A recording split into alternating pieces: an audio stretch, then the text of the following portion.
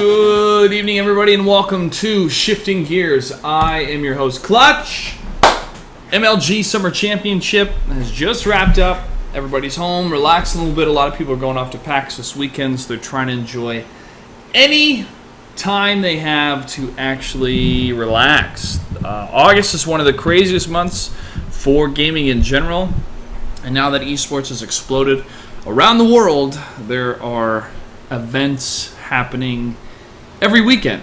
There is an oversaturation going on, but I'd rather have an oversaturation than not enough events.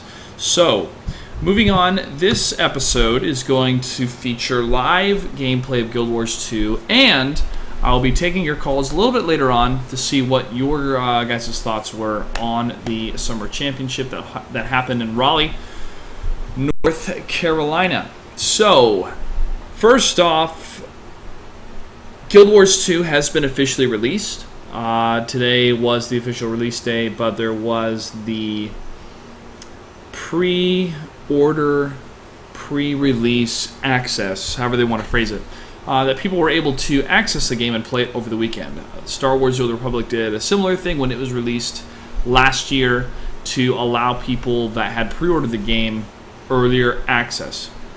I haven't gotten much farther than where I was in the beta, or where I had stopped in the beta, but it's fun. The game is very pretty. The mechanics are pretty easy to learn. It's tough to master though, because of the different weapon switching and seeing what your different abilities can do, and they give them to you pretty fast, the abilities that you use straight off your weapons.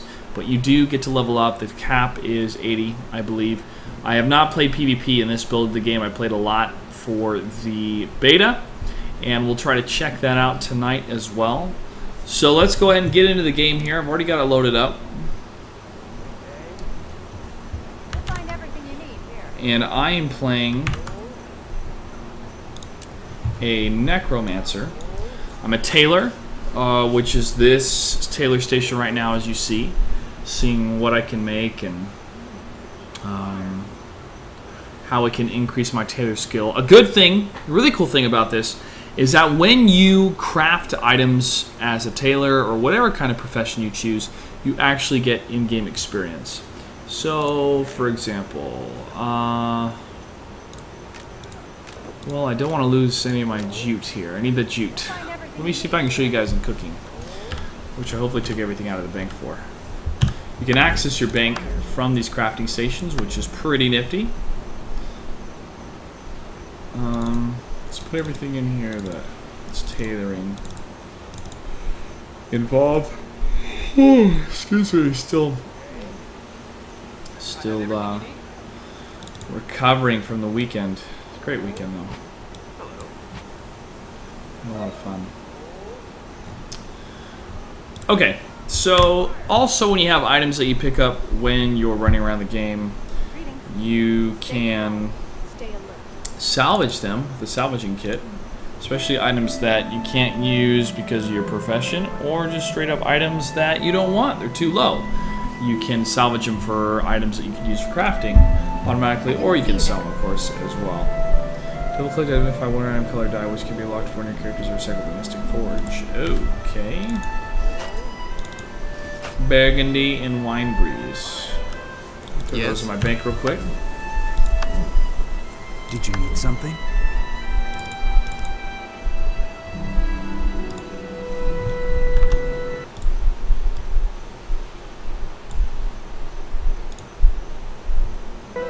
Yep, sorry about that. It's tough to prosper nowadays, but we try. See the color of your coin. Okay. So if you guys are not familiar at all with Guild Wars 2, and you have not been following any of the news or articles or gone to the website, this is an MMO. They have created a pretty graphic, intensive, polished game. I mean, this character obviously looks very pretty. The characters look good.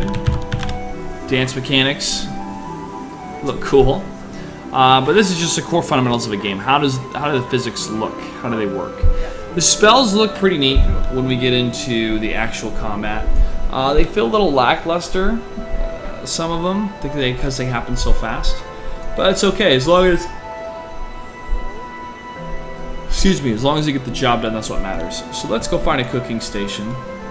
This is artificing, cooking. Should be right to my left.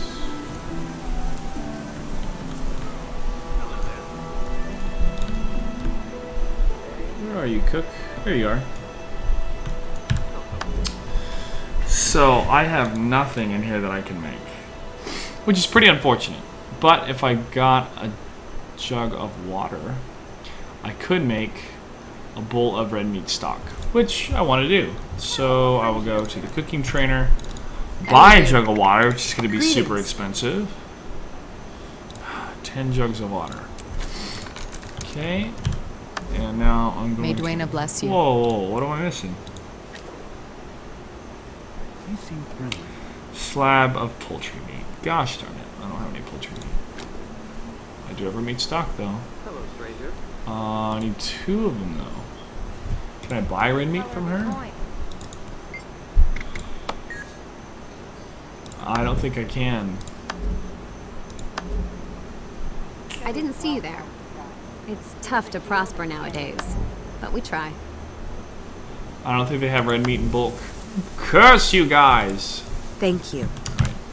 Well, if you don't have a recipe that it can actually make stuff, you can experiment and see through combination what you can make. So let's have a head of lettuce here and a slab of meat. Oh, 2 possible known recipes, but it's really high.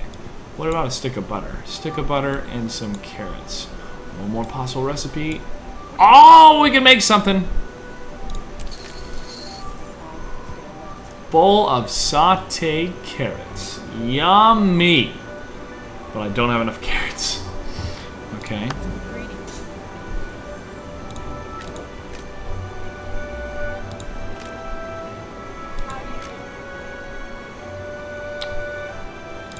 Huh. Let's see what else we can create here. No. How do you do? No. Huh. Blueberries and butter. No.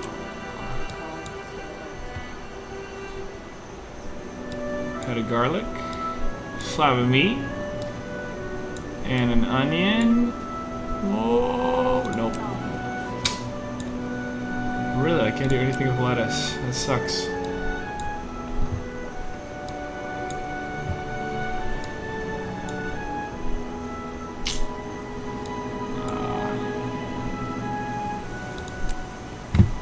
Darn. Oh well. So I can't really figure anything out here.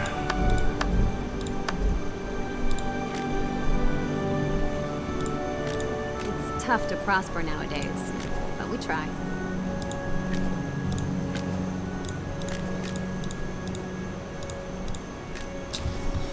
Yeast and flour. I'll make some bread. Good to meet you. Can we talk? Bags of flour. And now I need some yeast. Yeast in bulk. Alright, at least I can make something. So, ball of dough, loaf of bread, packet of yeast.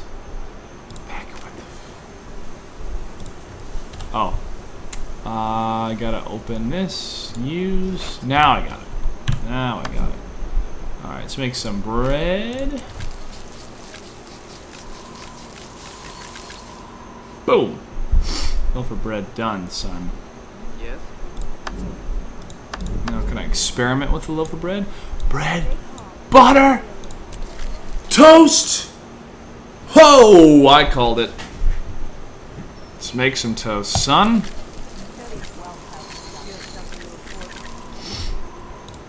Nice. And that's pretty much how it works, guys, crafting. I'm gonna be a chef and a tailor. Nothing sexist at all with that. wanted to have buffs when I go around and kill stuff, and I wear cloth armor. So that's the reasoning behind that. Now I can use this to increase damage, or incoming damage reduced by 6% while stunned, knocked down, or knocked back, and plus 10% experience from kills. Good buff. This one's 15-minute one. 20% chance to gain might when you kill a foe. Pretty cool. So, what I'm going to do now is deposit in my bank all my crafting materials that I'm not going to use anymore. How do you do? I'll keep this.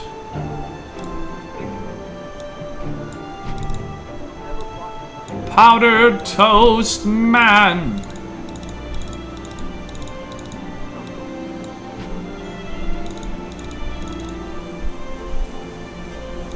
Good to meet you.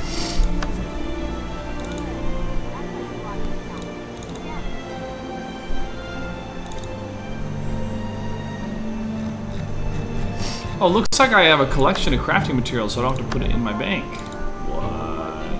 What? Really? That's cool. So let's see what that actually does.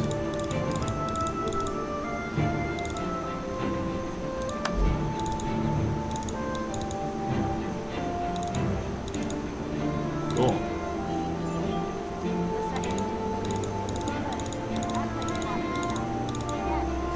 Well, that frees up my bank. I'm glad I can do that.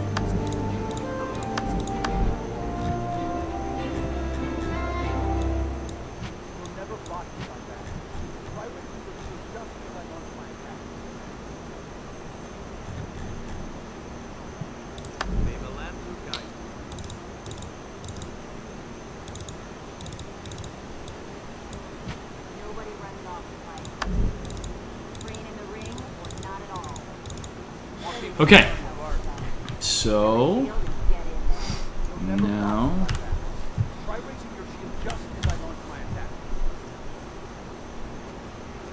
Good to meet you.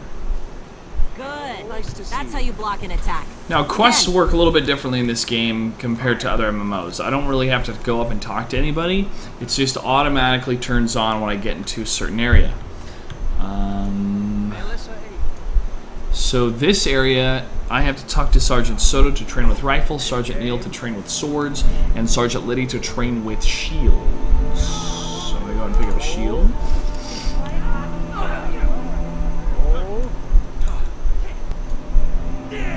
You'll never block me like that. Try raising your shield just as I launch my attack. That's how you block an attack. Again. Oh crap. Ah! Wrong time. Dang it.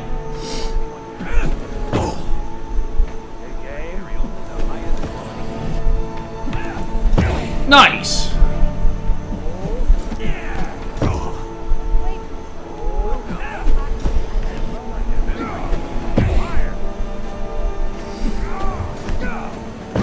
So...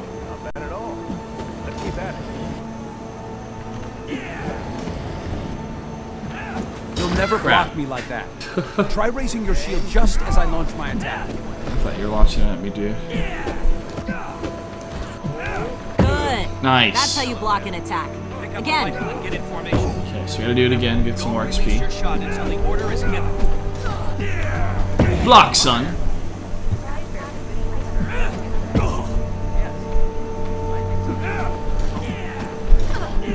You'll never block me. Oh, come on. Try raising your shield just as I launch my attack. I press the block button. Hello, stranger. Crap.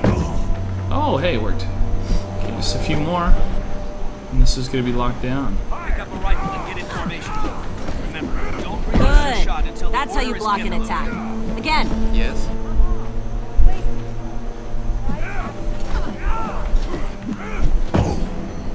Just a few more.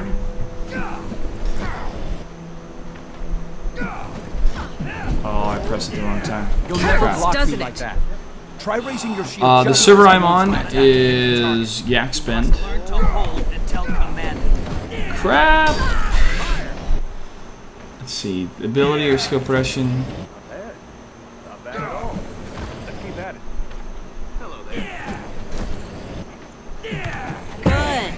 That's how you block an attack. more. Again. Remember, don't release your shot until the order is given. Stay calm. Stay alert. Go on more.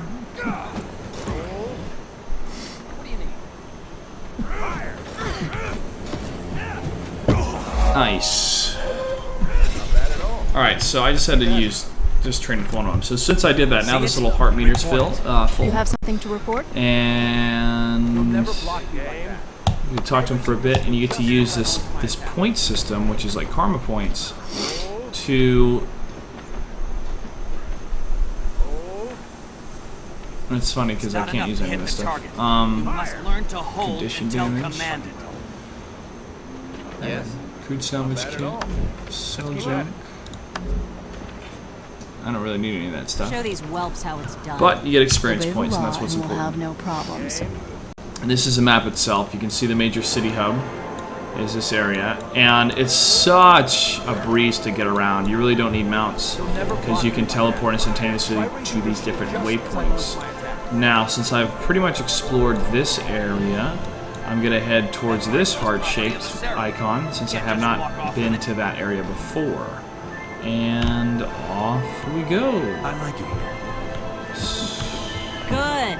That's how you block an attack. Again.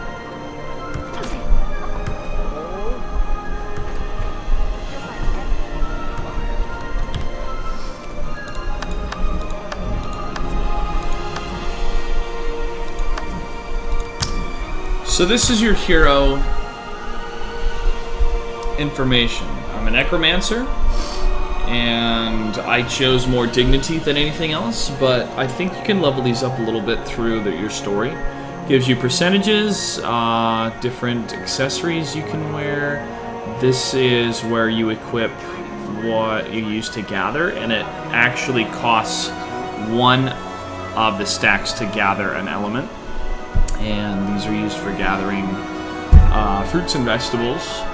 And up here you can have what's in your inventory that you can equip automatically, which is pretty cool. And you also have another change of clothes, and this is pretty neat. These are your town clothes, and this is what you walk around in town. And you can switch them pretty much when you want, but obviously you want to wear them when you're in combat. But I found it to be really cool because what I am really starting to enjoy in modern MMOs is, believe it or not guys, fashion. I think the art style of the different games makes a difference. And being able to design fashion styles in a game creates a reality to it. And the customization that you're able to do in this game with the dyes and then obviously the different values and types of armor that you can have, put some really cool customization to your character. And who doesn't like a woman in a nice dress? Even though she's pixelated. You do have a collector's edition hat though, which what you do looks cool. Let's go back to that crazy armor. Alright, so let's go show you guys the world, show you guys some combat.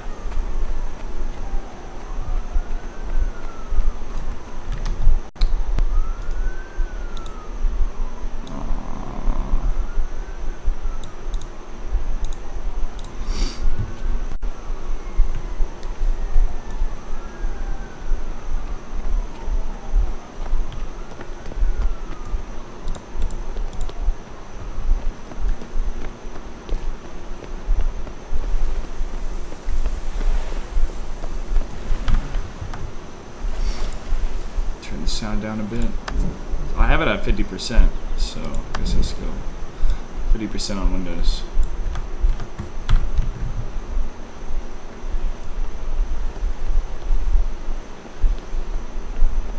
So as we get over to this area, you will see the rolling hills and grassy knolls of this place. Typically a lot of the creeps won't attack you straight on unless you see a red name above their head, like this lone coyote. Ah, geez, excuse me. He'll come and attack me, and so I will whoop out all of my attack power here. And get wrecked, son.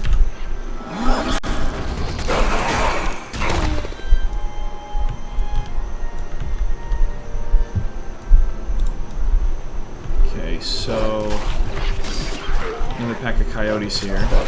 I'm going to switch to my staff and lay down some AoE skills. You can switch to a different weapon instantaneously by pressing the tilde key. And that's pretty neat. Because it... Ooh, I'm taking some damage. Hold on, guys. It's like a super wolf.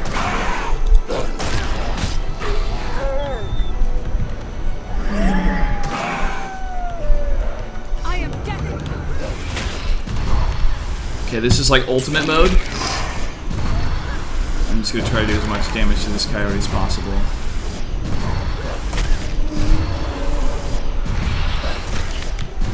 Oh, come on, health.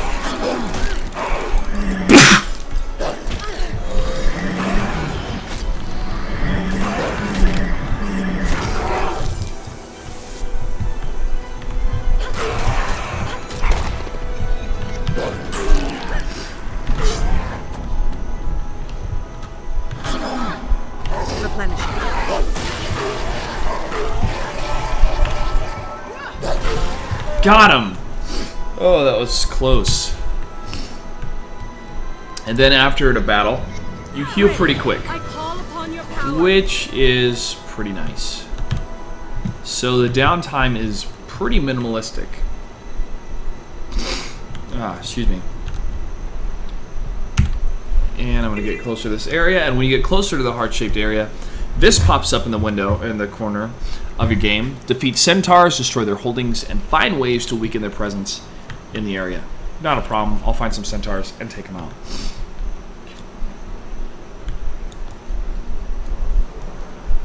Now I do have a minion with me. You can have a minion. The Seraph went southeast to confront the Tomini, and we haven't seen them since. Southeast. We need to know what's happening. I'm going.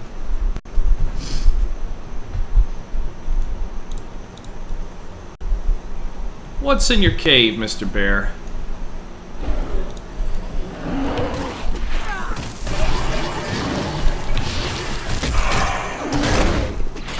Apparently your blood.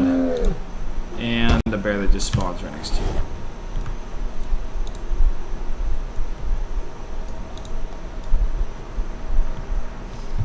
Okay. So this is telling me that this area lies dormant, and if you take it over, it'll add more to the story, or change up the story, or change it to what you're doing event-wise. Oh, if we capture this camp, that'll be a good thing.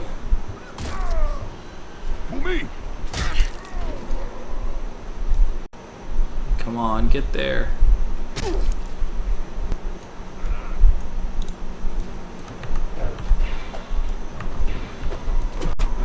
I remember doing this back in the beta. It was super hard. And you can revive people just by pressing F next to them. You don't have to... no, I'm not sick. I just, all of a sudden, my nose wanted to go crazy for a sec. Let me blow my nose real quick. Excuse me.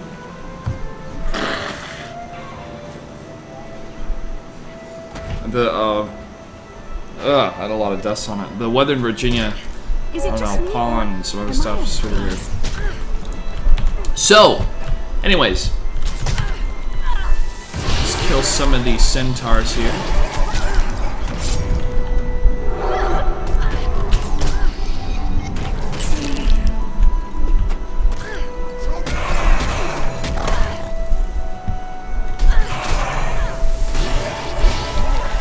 Just one more confirmation of how great I am. So cool.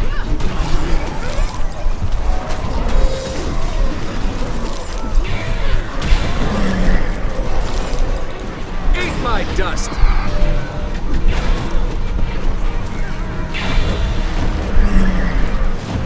And all these guys you see in blue are actual players. And we got the place. Nice.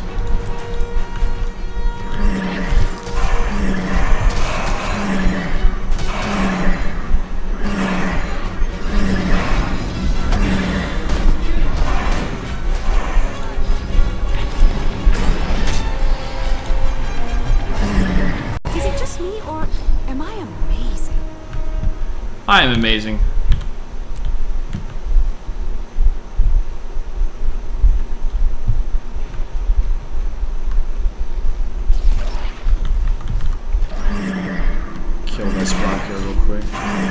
above.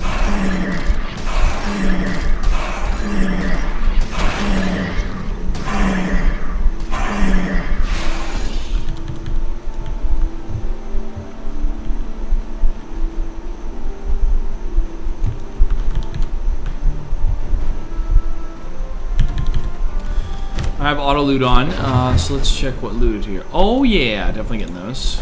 Equip. And they do change. They do look different compared to my other gloves. I will show you. Equip. Okay, maybe they don't. But the style of the armor does change based on different armor you get.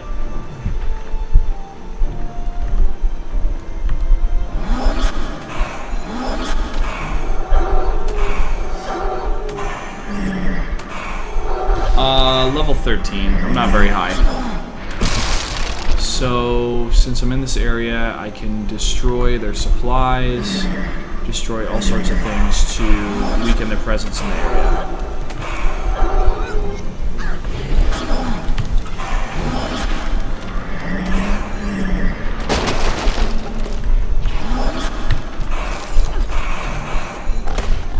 This is more of a DPS weapon type. The dagger and the balance weight.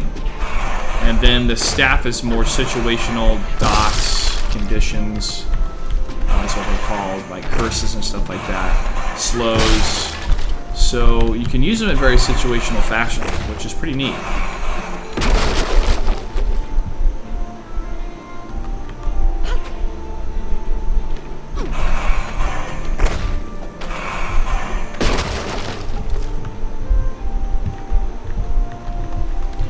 So destroyed a lot of those.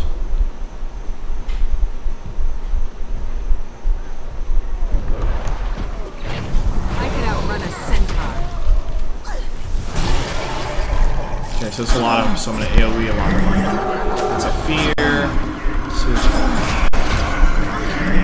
It's damage, last regeneration. That's just an AoE, or else it can be an auto attack. Res this dude real quick. Keep an eye on the horizon.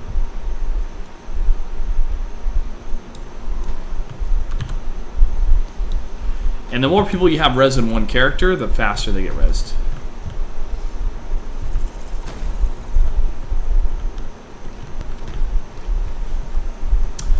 Yes, different weapon types do give you different skills. So when I have a staff, I have these 5 skills. This one just does damage. This one bleeds the foe and regenerates allies, etc.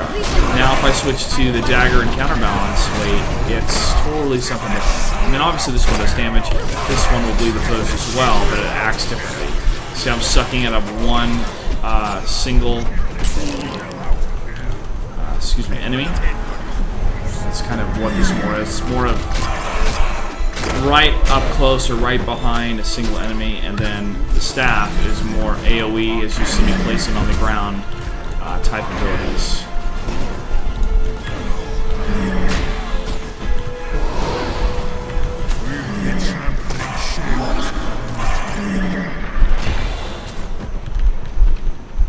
Strength in numbers. Alright, so I'm going to leave this area because I've already done the event.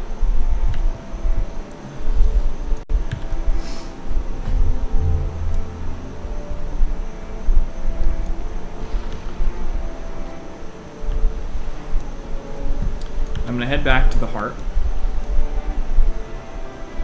because see if I can get any cool stuff to buy with the little karma points I did.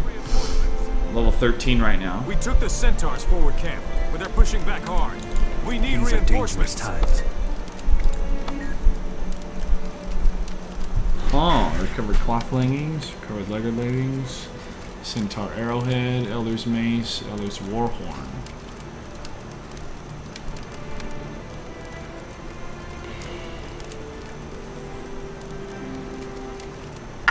The warhorn may be something I can use.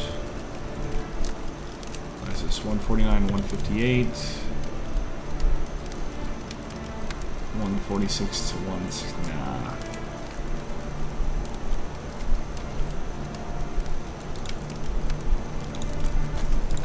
I'll buy this for the defensive power, though.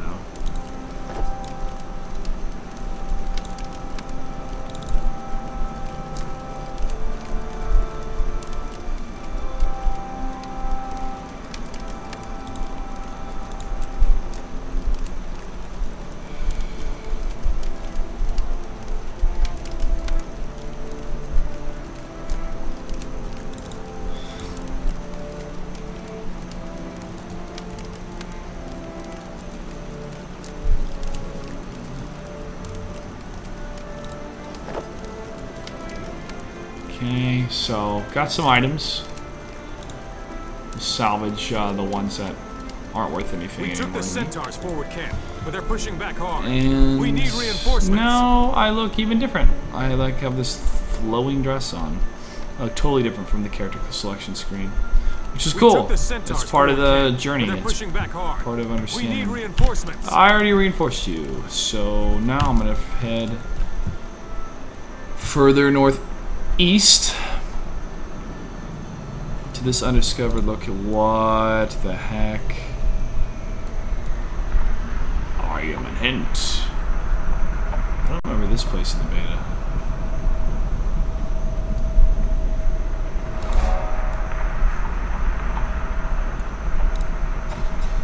That's pretty cool.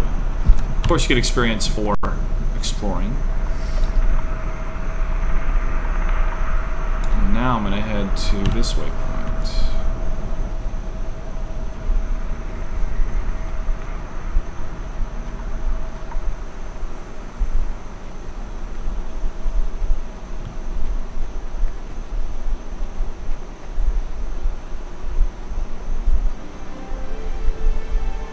Ba-da-dum. Automatically gets to it. Now on the map, as you can see, there's some herb seedlings. I'm going to go ahead and harvest those. Is it just me, or am I amazing? Now this blue indicator on the map is for a skill point that I can earn. Might as well get it. So I'm going to go ahead and head through this little swamp area. God's Lost Swamp discovered. Summon my bone fiend creature here. We're gonna head through the swamp. I've never been to this far, guys. This is... Oh, Tortured Spirit. That sucks. I haven't seen this... I haven't gotten to this point yet. Wow. That's cool. I'll head south. Whoa. Level 15? Jeez.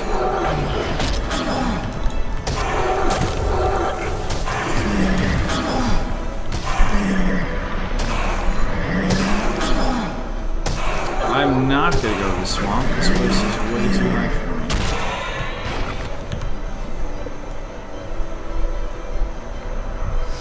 But the fastest way to do this is just to go ahead and get this waypoint. So why not? Why not, Zoidberg?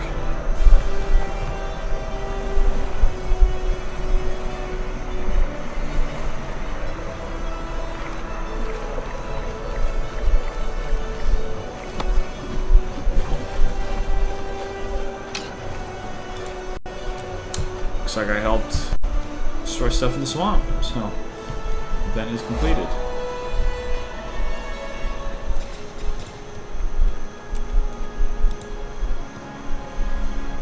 What is that? Essex Hills. We're exploring.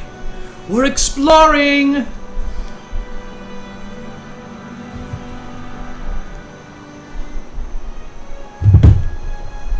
I have no idea what this is.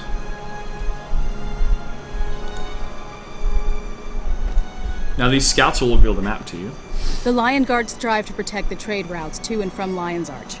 But times are tough, and our ranks are wearing thin. Bandit holdings are quickly growing throughout the wilderness of Blackhaven, and I fear things will only get worse if someone doesn't step in. Okay, this area is too high of a level for me, but I do have the waypoints marked on the map, so I can get there super fast if needed. Now let's head back into the swamp. Oh, it looks like I found all the waypoints for Queensdale. It's great. That's the 16 by 16. 15 by 17, I have 2 more hearts to complete. 5 by 7, 2 more skill points, and 1 more Vista location. So I almost got this whole area completed, which is good. That's how I like my stuff done, completed.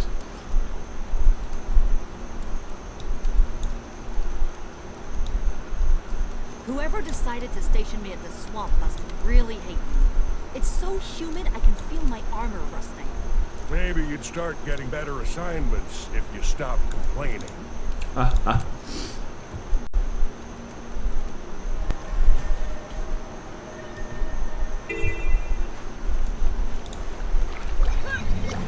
Servant of mine.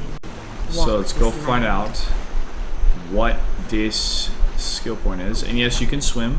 You can breathe forever, which is nice.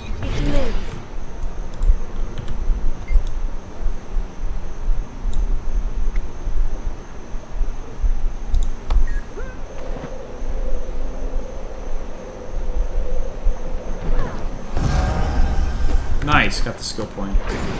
That dude's level. Oh my gosh, that dude's level 16. I'm just gonna be.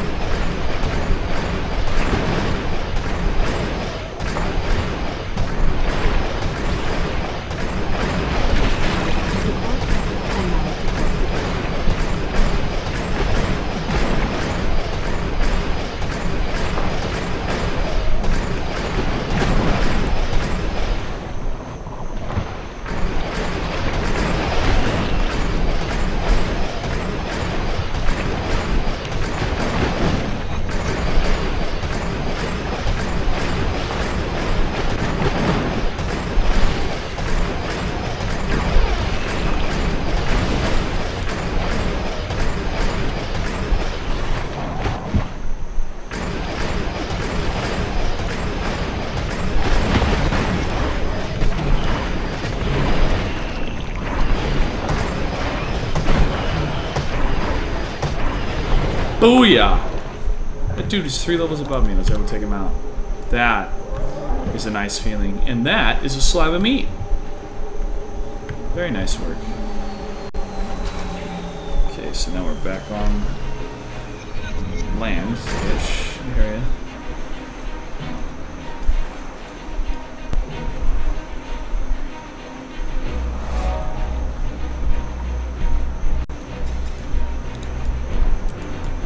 Whoa, that dude's a necromancer?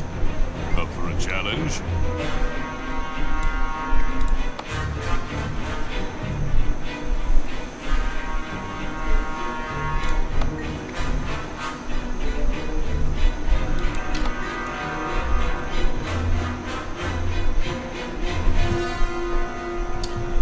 That dude's a little bit creepy. Okay, there is a vista here, which is those 2 red triangles. I'm going to try to get to it.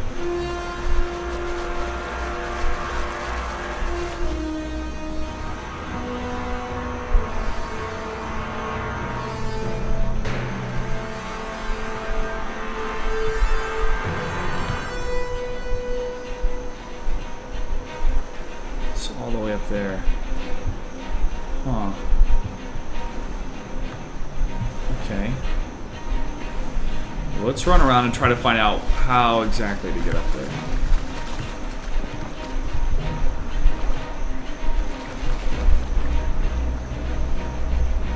This music reminds me of Inception.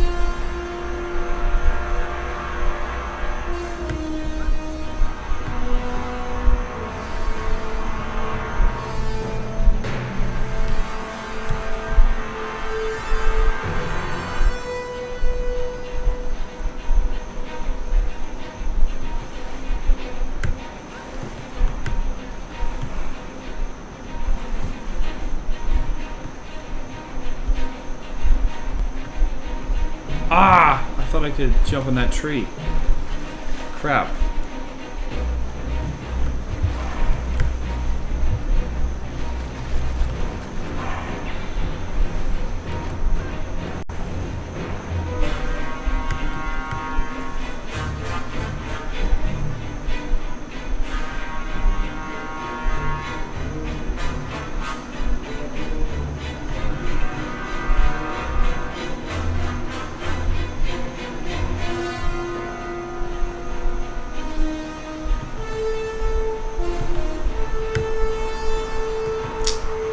Dang it. Alright, so it looks like I'm gonna have to enter on this side.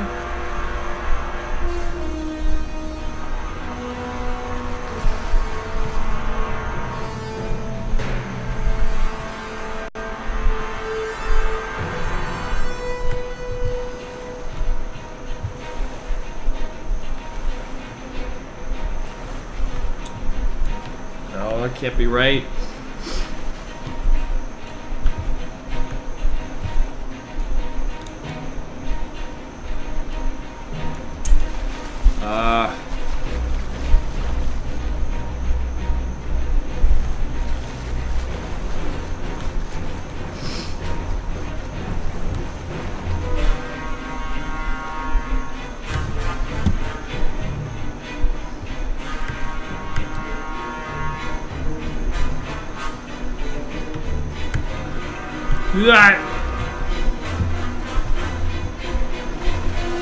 Crap.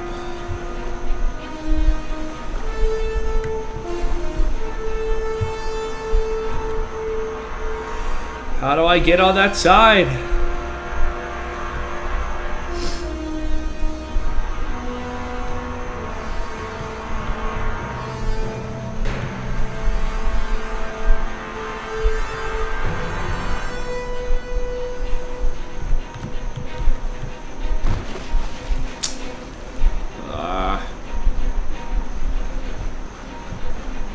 The Elementus is a caster. What is that? Portal to the underworld? Oh, what the hell? Oh, I can't go through it? Oh.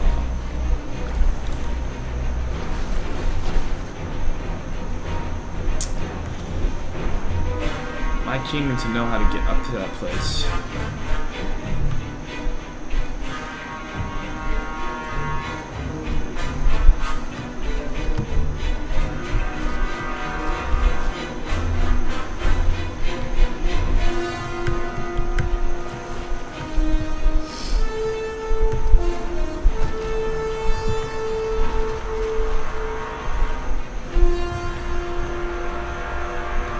Say we?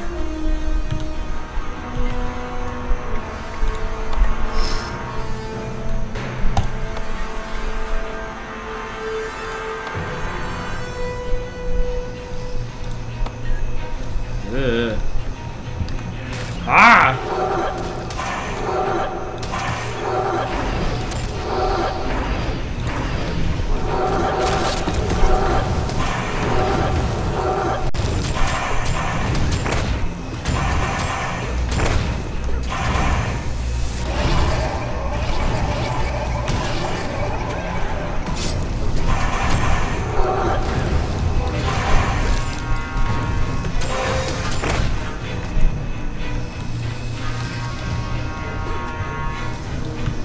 Where'd you go? Swift and steady.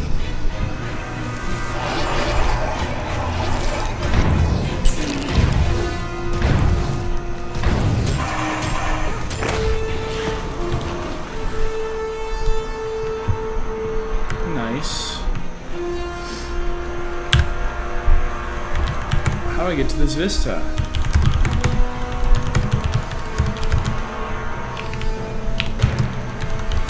I'll ask people around me.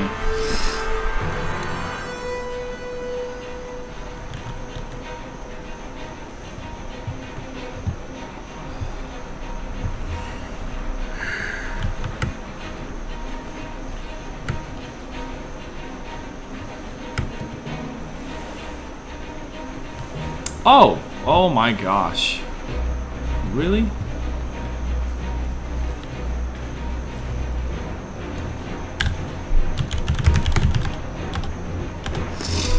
Was it that easy?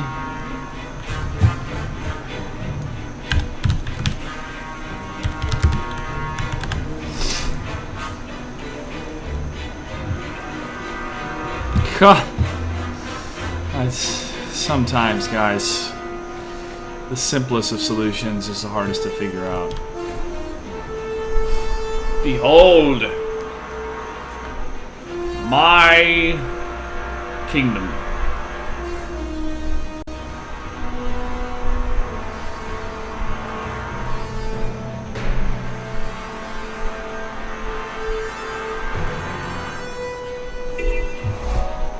And you get some experience there. Pretty cool.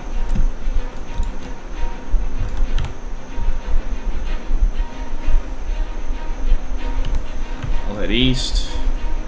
Get to that last heart area. Take a little break. And then I'll start taking your calls.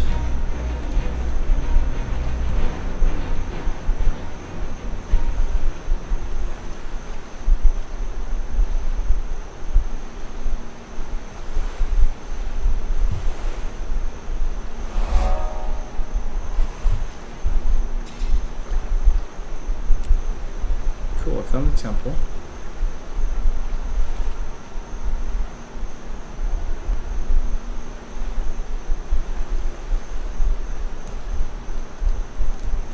Close the portals to the underworld. Alright, well, I'm gonna take a commercial break. And then after that, I'm gonna show what the Skype is. So you guys start calling in. We can start talking about the MLG Summer Championship. Recap that. So I'll be right back. Be right back, guys. Don't go anywhere.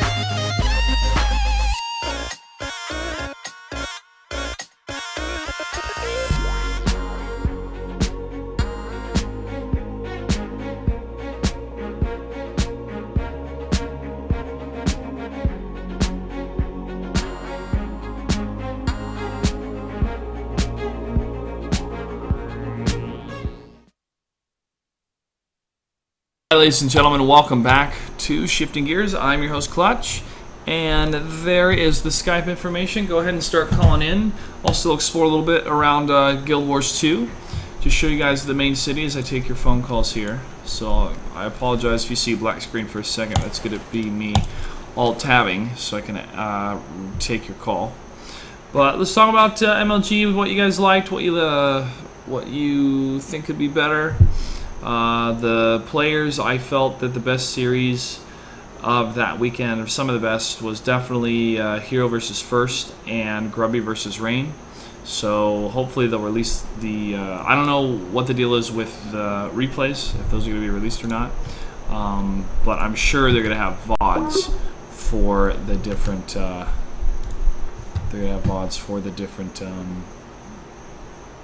matches. And you don't have to add me as a contact. You can just call the number. We'll just keep it simple that way. So just call in. All you got to do is call and then type in JG Clutch and then hit enter, and the call will go through. You don't have to add anybody to any contact lists. Refreshing. There's one coming in.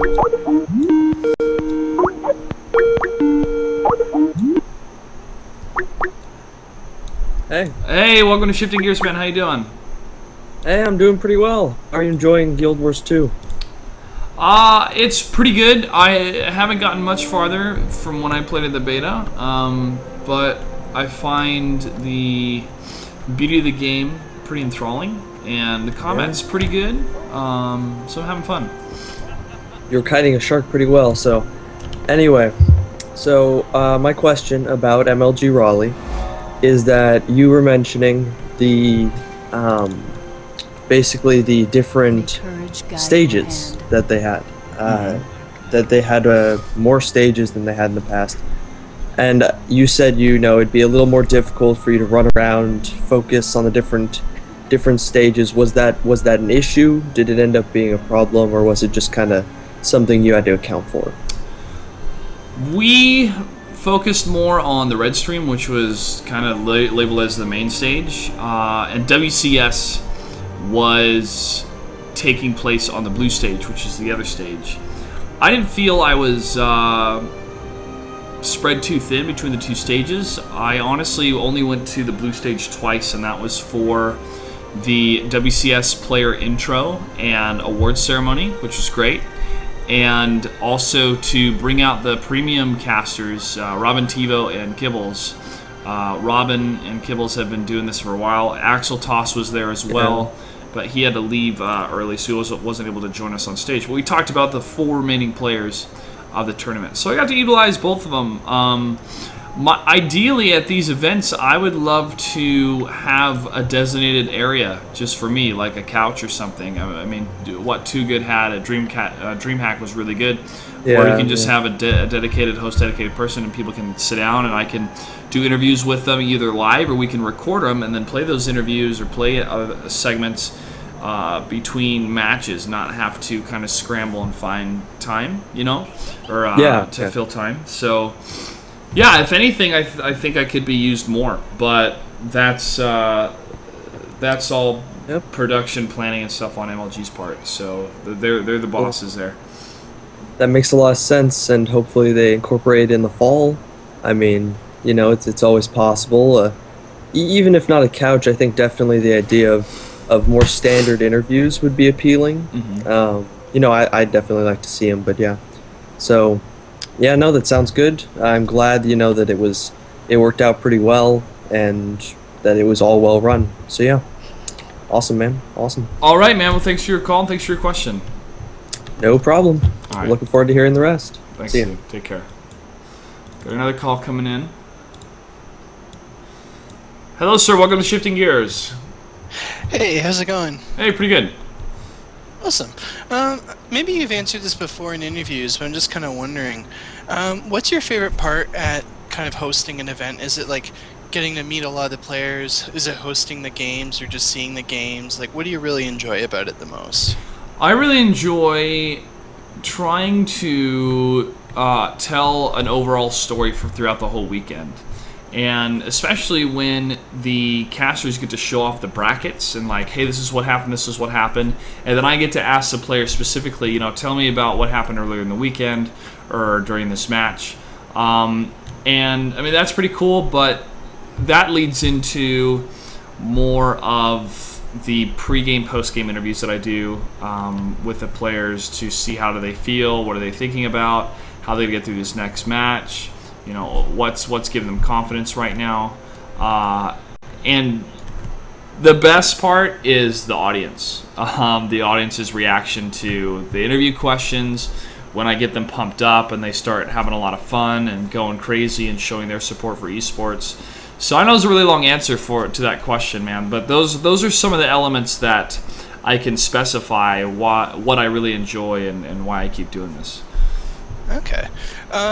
I'm just wondering too, because you kind of mentioned when you introduce the players, you obviously project pretty loudly. Do you have like a background in singing where you learn to project your voice like that? Or is it just practice from doing it a lot? I have been an actor since I was 5. I actually just got my Bachelor of Fine Arts degree in acting from Old Dominion University. And I also sing, and obviously I also dance. So growing up being a singer has helped with that projection. And it's funny too, because when I have a mic in front of me, even doing this show, I kind of turn into this announcer type voice. And I have to do that a lot too when I speak to people in crowds, and they're like, "Man, you've got this voice like you've turned on." It's like, well, yeah, I want you to be able to hear what I'm saying without me straining my voice. So it kind of kicks into gear. And those are techniques that I've learned, and breathing from the diaphragm, and kind of talking with your whole body, using all the energy of your body to convey something, not just your throat. Yeah. All right. Very cool. Thanks for taking my call, and I wish you the best in your career and all the esports stuff. All right, man. Thanks for calling. No problem. All right. Bye. Bye. It's a nice dude. Anyways, let's explore the rest of this city here. I don't know why it keeps doing this. Divinity's Reach is ready. You may travel there, or you may move to the end of the queue. I guess I don't know why you keep asking me to go to the queue. It's kind of weird.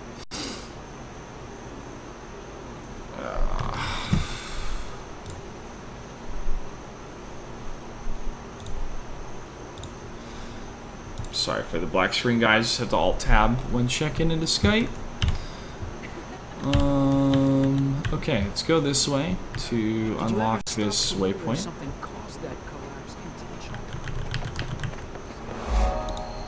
We need to keep this area clear. You see this market and this fruit that doesn't exist. It's not real. It's not real. I got another call coming in. Jethro. Hey, how you doing? Hey, man. Good to see you at the event. Yeah, it was good. I actually wanted to expand a little bit about what I spoke to you about on Friday. Okay. Which is, being at the event, I almost felt like the 2 stages was a bit of a mistake. Mainly because out of the 4 MLGs that I've been at, I felt like the crowd at this MLG was the weakest. And I think that's largely due to the fact that it was split a lot of the time. And maybe I'd get your thoughts on that. It was intriguing to see how people would migrate between both the stages depending on who they wanted to see or who they thought was the better matchup. There's a lot of good matches that happened at the WCS. I felt that the WCS was very successful at this event. And the reasoning for the 2 stages, you know, I'm not in the production meetings with MLG because I'm not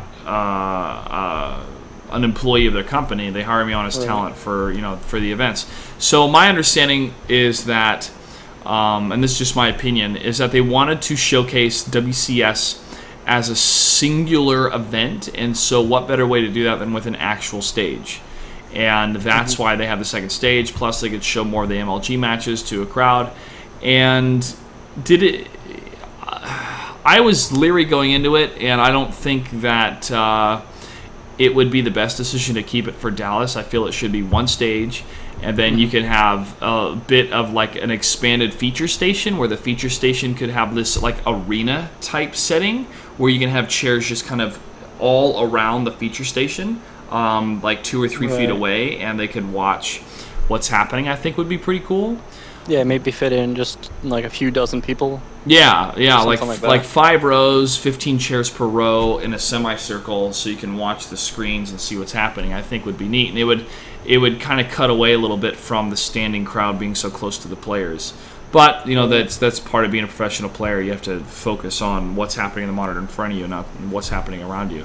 So just different production plans and whatnot. But at the same time, there can only be so many chairs in the venue based on fire codes. So I feel that everyone at MLG saw that, you know, WCS is very popular. It was great. They had some great crowds there, but having 2 stages kind of split the StarCraft 2 crowd a little bit. The finals was great. The finals, you know, the crowd was good. So, yeah, that's that is a good observation to make. So I can't. Thinking of like what would be a better solution to better showcase the WCS, I can't think of one besides either having a dedicated day and a half of just WCS matches and no MLG matches that are broadcasted on the main stage, or have 2 stages. So they went with 2 stages.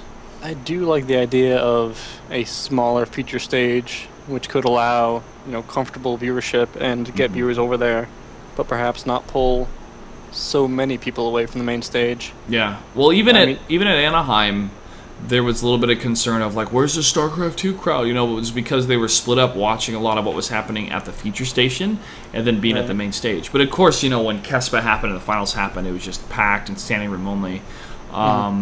You know, and there were enough chairs at this event too. So this crowd definitely was hyped, like I said, especially for the finals, but it was not obviously the same number as Anaheim.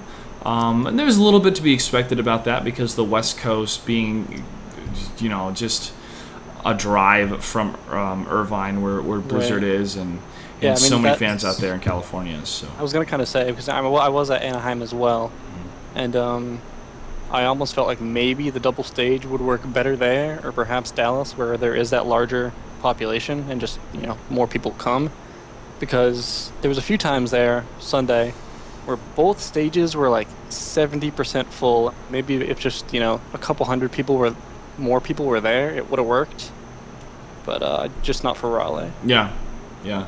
Well, and we also have to remember too what's important for the online viewership that watches it, and having a dedicated schedule area and a, like, even for the awards ceremony for the WCS, it was good to have a stage rather than trying to do it on the show floor. So, but that's just my opinion, guys. That doesn't reflect the decisions of MLG or the production staff. But me, you know, being a producer myself and trying to put things together, you know, kind of makes sense why they had two stages, and we'll see what happens in Dallas. But obviously we want to have the biggest crowd with the most hype in a centralized location, you know, in one audience, so the cameras can capture, the microphones can capture it, and it builds that energy. Yeah, and just as somebody in the crowd, having more hype makes it more fun. When the entire crowd is screaming and going crazy, you can do the same thing and feel included. Whereas in Raleigh, sometimes the crowd was a little bit quiet, and as a result, I was a little bit more hesitant to get into it. Yeah. So I think, you know. Yeah. Well, that was. I'm glad I got to do the Gangnam Style segment before doing the intros to the finals, just to get the crowd pumped up and ready to go. Yeah, and giving the shirts out and stuff like that. Yeah. I kind of felt like you were trying to hype stuff up, and it worked. Good. It was good. Good. I thought it worked too, so that was fun. I had a lot of people help me with that. I kind of had the idea, and I said, all right, I need guys to help with shirts, and let's get the song, and it worked. It worked. It was a lot of fun. Yeah. A lot of fun. All right, Jethro. Can you tell me a little bit more of what's going on with the Semi-Pro League? All right, sure. Right now we're doing a round-robin type tournament, which is taking place over the course of September, I believe. And it's open to just about everyone. And we're just going to be periodically casting those and uploading them for people to watch. But so anybody out there of any level, you should check it out. It's Semi-Pro League. And we'd love to have you in that tournament. And then look out for our, you know, more one-day or two-day events coming up in the future as well. All right, Jethro, thanks for calling, man. It was good to see you at the event. And thank you for your continual support and involvement of esports. We all appreciate it. Thank you. All right, take care. Nice guy, Jethro. I got to cast with him.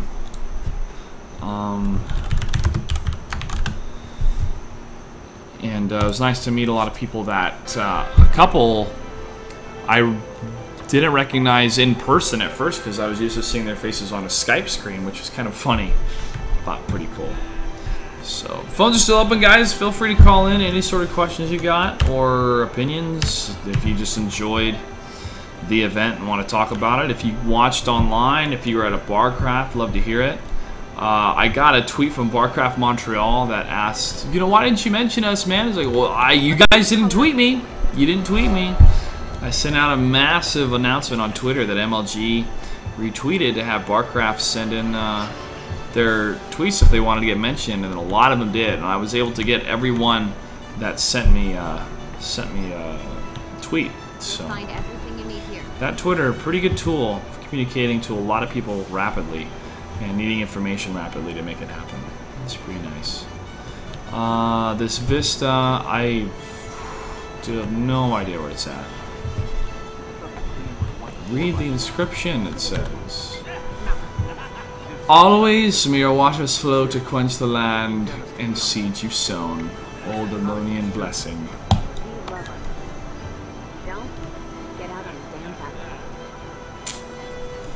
What are you selling, lady? Oh, also when you fulfill those missions with those heart people, they send you money in the mail. Yeah, money.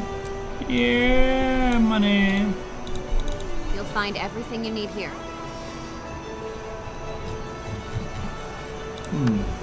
Sell junk.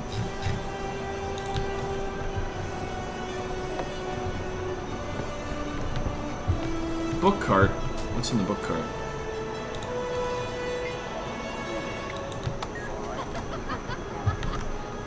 See if Tiberius is online. He wanted to call in.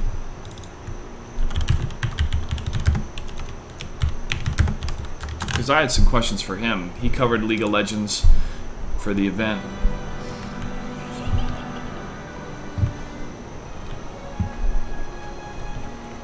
Whoop. Whoa, that dude's tiny. Big ol' ears.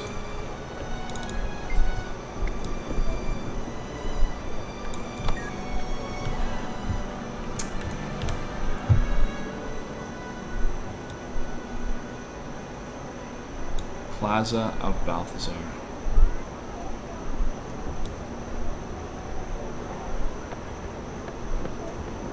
Huh.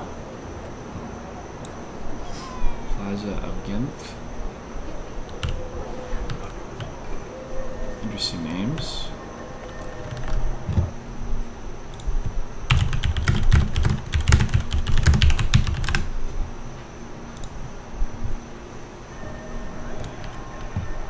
Interesting names here.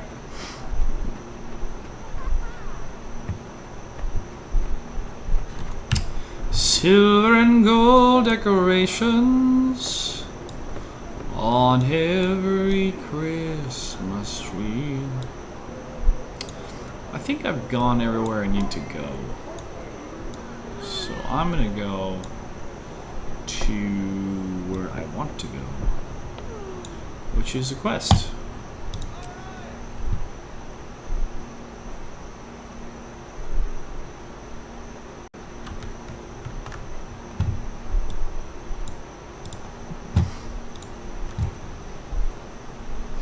Queensdale.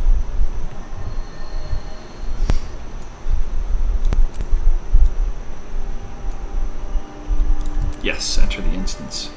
I want to be in this instance. In this instance, I want to be in this instance. You summon my bone fiend. I call upon your power. And these are little cutscenes that happen in the game. Better be careful around here, stranger. That girl Lots has of the ways for a worst snooper to get hurt. sunburn Accidentally, on I her mean. chest right now. What do you want? I want to join the carnival. Can you give me my big break? I just need the opportunity to show off my talents. What have we here? Ladies and gentlemen, it's audition time. Winners get applause, losers get rotten fruit. Either way, it'll be a show worth watching. How fun. This darling optimist is being granted a grand solipsism. Let's see those exhibition skills. Wait, the mime talks? Of course. He's a mime, not a mute. I always thought mimes are cool. Step right up. All you have to do is pass the magic trine. 3 circus challenges. The mime, the clown, and I will test your talent. Once we see what you can do, we'll know what to do with you. Let the show begin! Alright, let's tell some jokes, clown.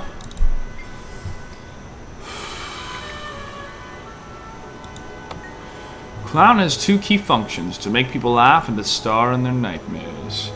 We'll start with the laughs. Prove you got what it takes. Tell me your best joke. A Norn, a Char, and an Asura walk into a tavern. Keep going, Slappy. I can't evaluate a setup without a punchline. And the Asura says to the innkeeper, "Hey, buddy, can you put this round on my tab? I'm a little short."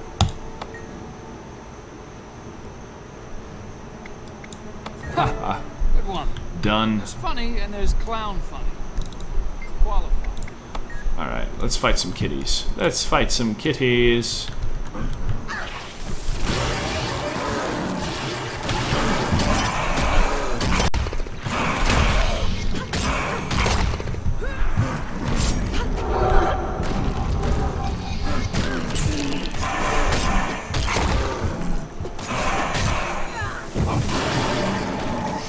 also have a dodge mechanic in this game.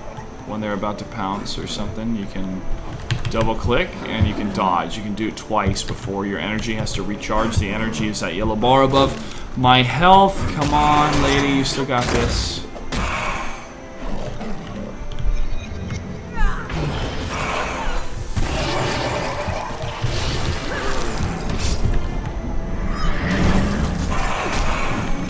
There's one kitty down.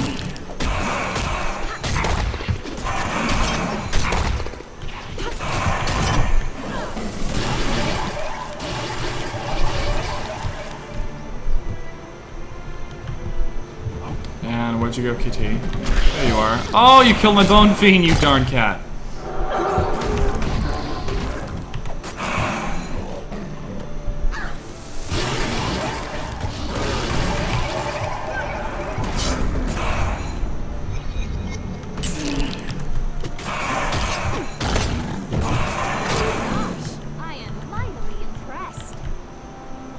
If you buy it online, I think you use your email to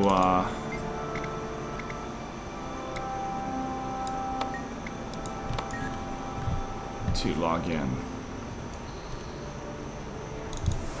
Yeah, you can. I mean, you can buy it online. Just download it. All right, mime battle.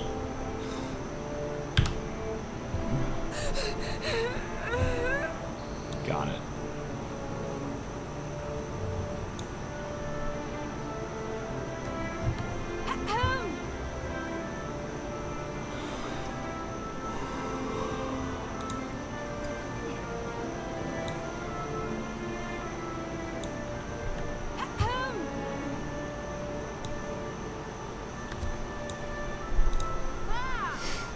Easy mime.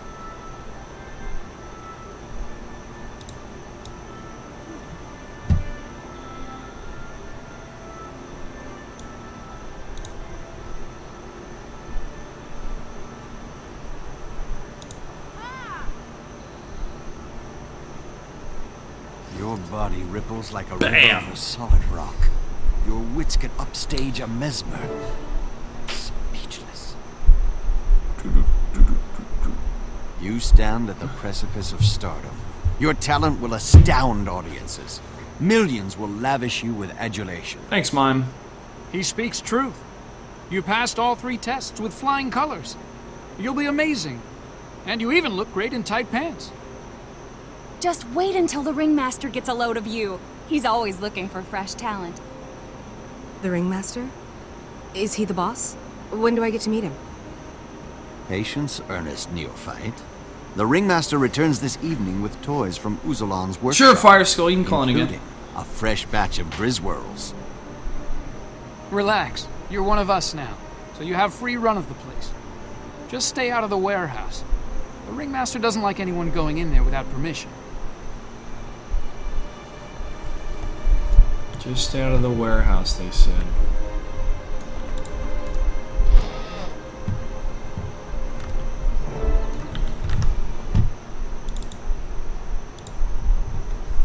Hey, dude. Yeah, I appreciate you letting me call in again. No problem. Wait, what? Sorry? I said no problem. Okay. Oh, by the way, my name is Dominic.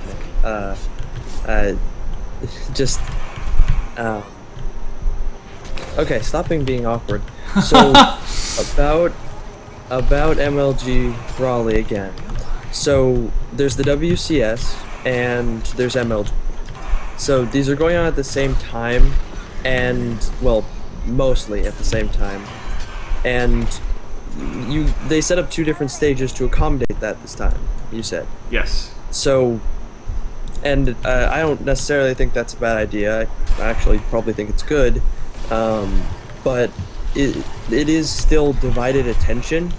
And you mentioned with the other caller, I think, that it was a little harder to get people hyped up, like there was a little less excitement.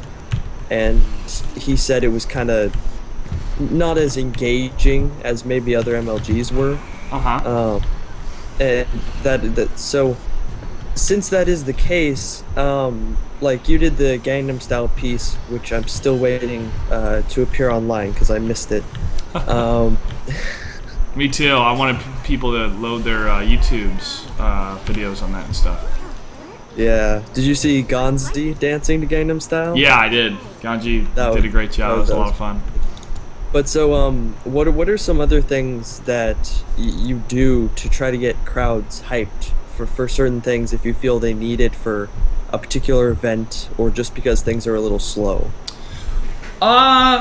Just I'll go out there and ask players questions in the post-game interviews to kind of get a rise out of the crowd, like, and it's also kind of depends on the players themselves. Like the ones that show personality, like MC is great. When he wins, we're all excited because we're waiting to see his ceremony. And if I do a pre-game interview with MC, and like I always want to ask him if you have any questions for your opponent, or any words for your opponent.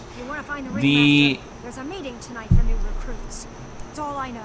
Adaptability is important for me as a master of ceremonies, because if it's early in the morning, I'm not going to force the crowd to be super hyped. It's early in the morning, and they have to naturally become hyped themselves.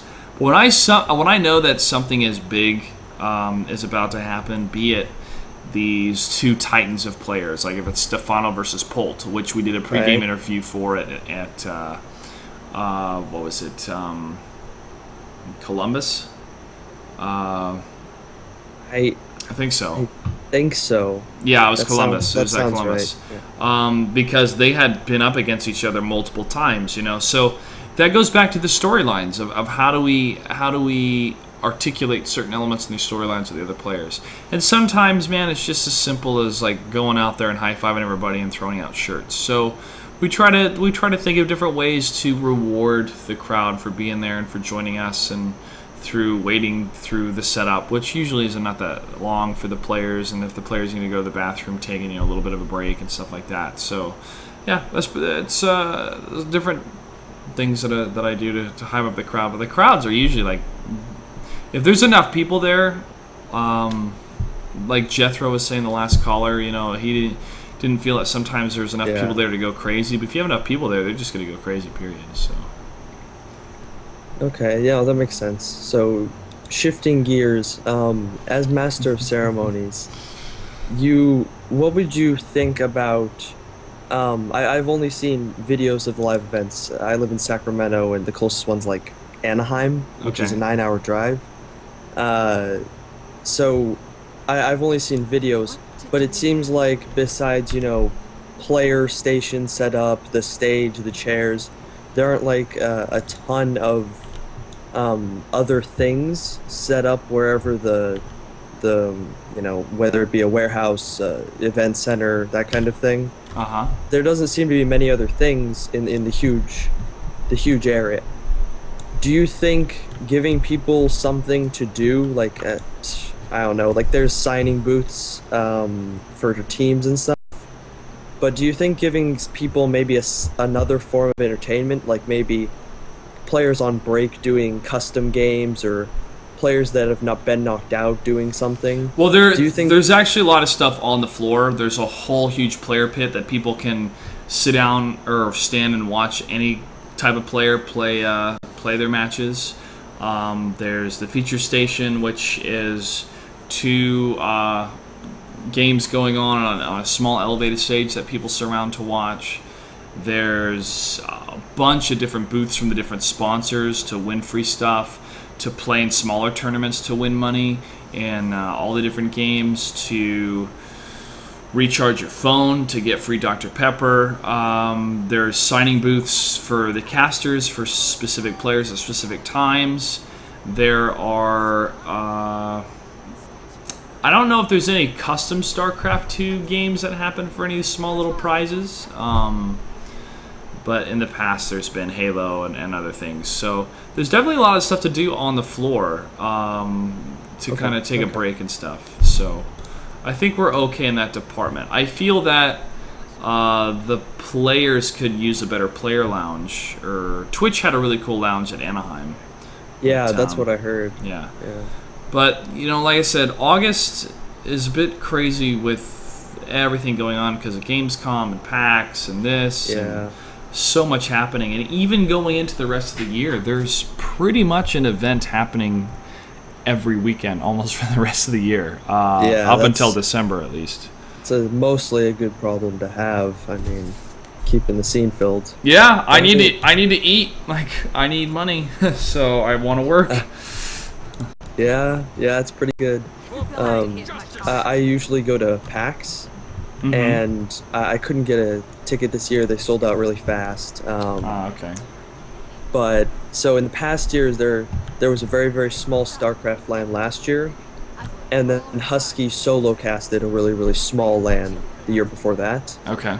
So I couldn't go this year, and they announced Trials of the Xel'Naga, that the EG was going, like all this different stuff. Yeah.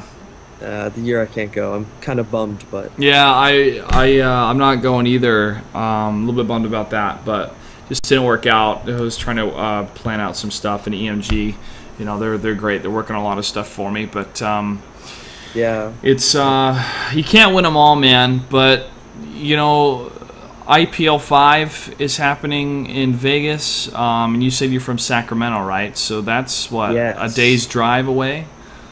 Yeah, it's not like Anaheim. Yeah, kind of. Yeah. But no. So what's the next event you're doing?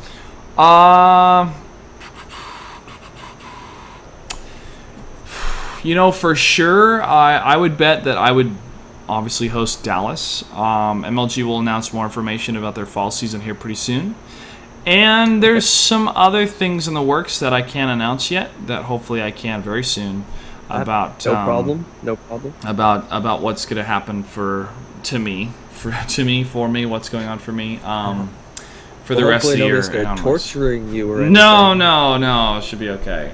That'd be kind of worrying. Yeah, I'd be a little bit worried about that too. No, it's some good things, man. Just, you know, there's a lot of people that want to see esports succeed.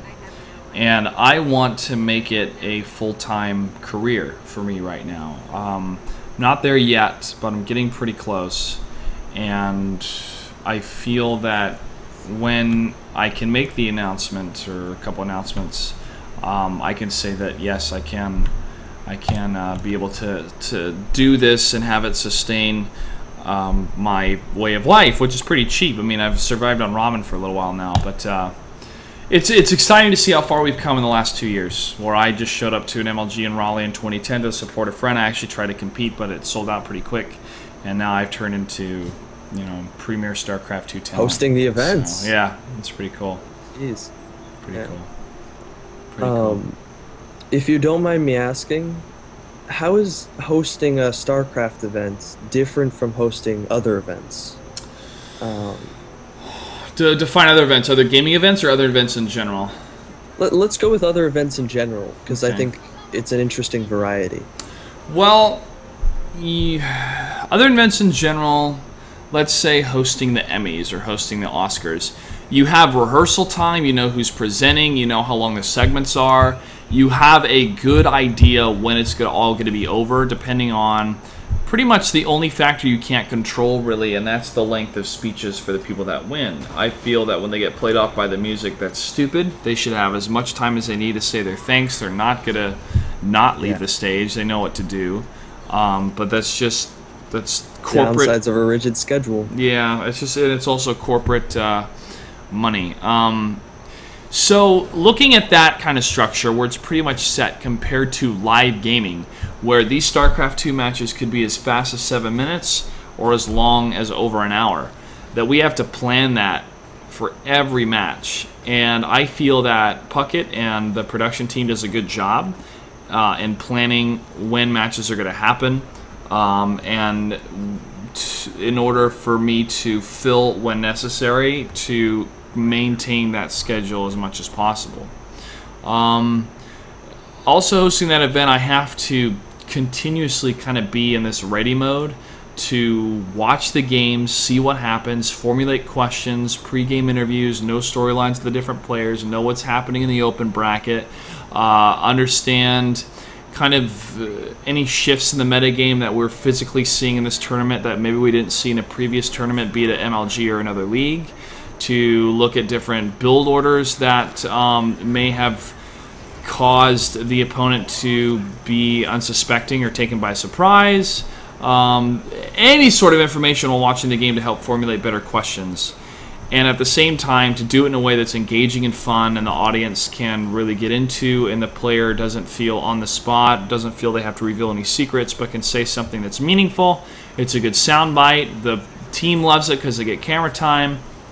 The player loves it because they get the response and confidence from hearing the fans cheer.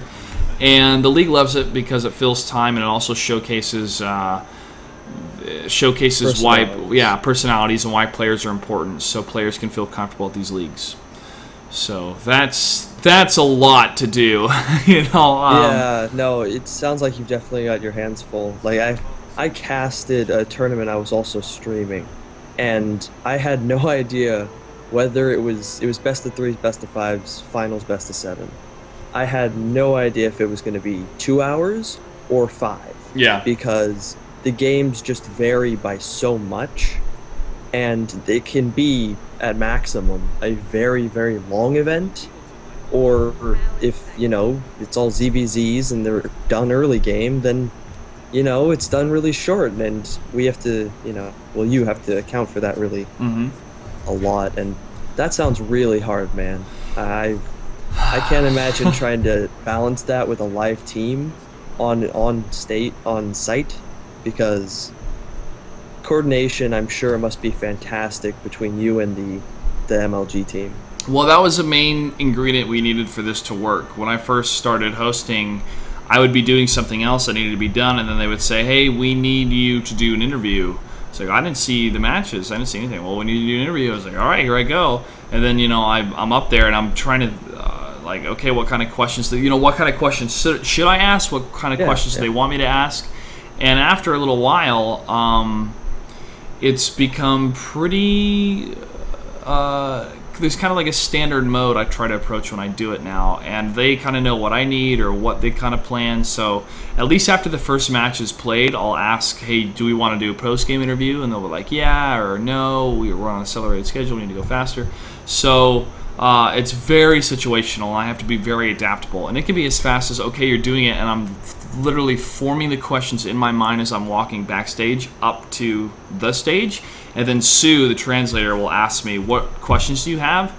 And I have to articulate them to her in a way that is simple enough for her to remember, is simple enough for me to remember, but it's still a good question. And I try to keep her on her toes a little bit, but I try not to change the vocabulary around, because she likes to kind of prep. We both like to prep the players what the questions are going to be, so they have more of a solid answer instead of just right on the spot when I'm asking them. Well, it makes sense because so many of the players are foreign. Exactly. But sometimes on the spot, like the awards ceremony, I just came up with those questions when I was walking to the stage, and Sue's like, do you know the questions? I'm like, yeah, but just follow my lead, because we didn't have time for me to tell her what they were going to wear and have her prep lean on. That's a good person to work with. Yeah, she's great. Her and Wani are both great. I couldn't talk to the Koreans without them. So they're good. It's so funny too, because I had her help me with the shirts at the beginning to pump up the crowd, and she kept dropping the shirts, and it reminded me of the guy where he's like, I can't hold all these lemons, and I kept laughing at her. Yeah, she's so cool. Her and Wani, I've been involved in esports for a while. She started with translating, and because of her brother knowing about StarCraft, and to be able to work with them continually and to see them once every event, it really starts to feel like a family. So I'm grateful to work with them. That's really cool, man. So yeah. Anyways, bro, it's getting to that time where I'm gonna have to wrap up the show. But thanks for calling in again. Totally fine. I'm glad that you let me, and I'm glad we had a good talk about stuff. Yeah, man. I enjoyed it. All right. Well, take care, Dom. You too. See you later.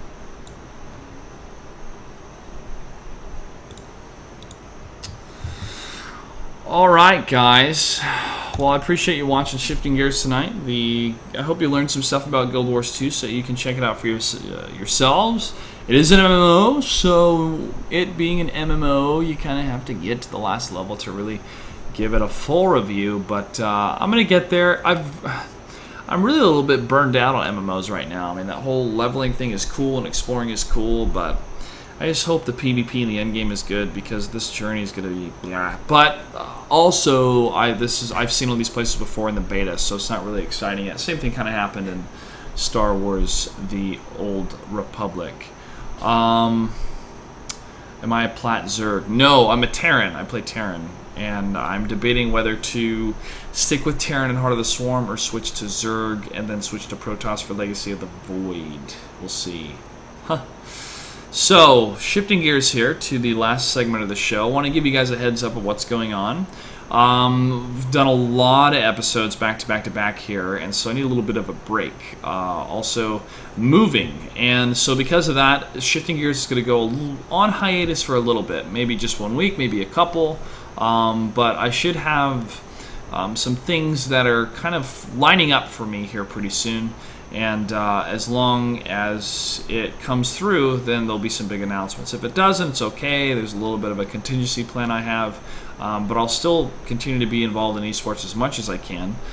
Because, like I said, I need to eat. And I really want this to work. I want this position that I have and the skills that I have to be expanded. And I feel there's more that I can give.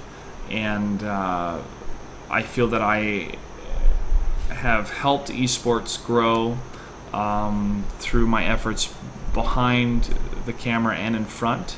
And if I can dedicate myself career-wise, being able to do it full-time, I feel that I will get even better and I can help the scene get even better. And I don't mean to say that in a presumptuous way. Like, you know, esports, I'm sure, would be in a great place without me, but I feel that more people like myself that have media training, that have presentational training, that understand production quality, and work at a professional level that is needed for any thing really to rise and hopefully be self-sustaining in the future.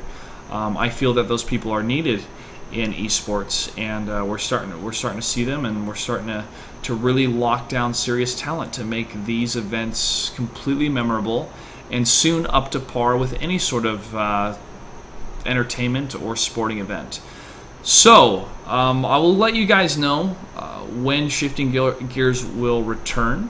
I will try to stream as much as I can. The internet situation is going to be a little bit iffy at first, so pretty much Clutch is just going to take a break for at least a week, maybe two.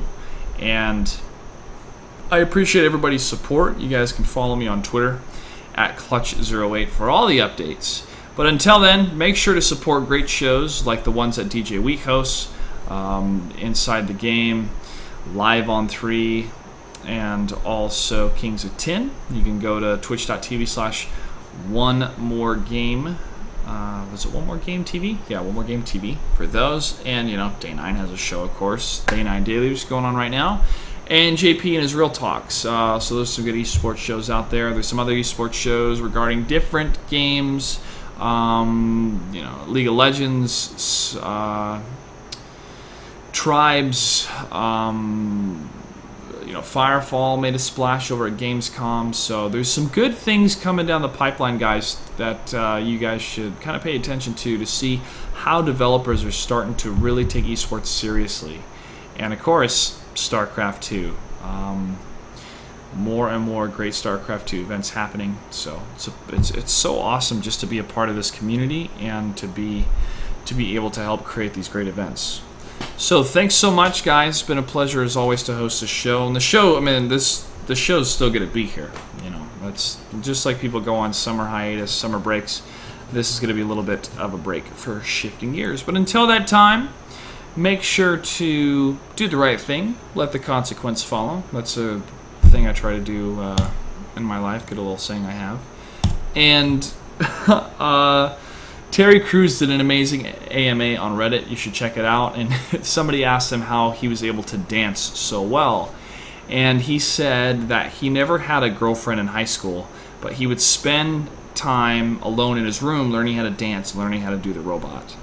And he said lonely nights make a great robot. And I found that to be completely 100% true. There's so much amazing things you can accomplish by not having a girlfriend, because you dedicate so much time to improving yourself to eventually find a girl and be able to impress her. And dancing was one of those things that I loved and used to impress people, especially girls. And that comment I'm going to save forever. I'm going to use that forever, because that quote is completely true. I feel I connected so much to what he said. So make sure to check out that AMA. It's such a good one on Reddit. And that's it for me, ladies and gentlemen. So have a great night, and until further notice, I'll see you soon. Good game.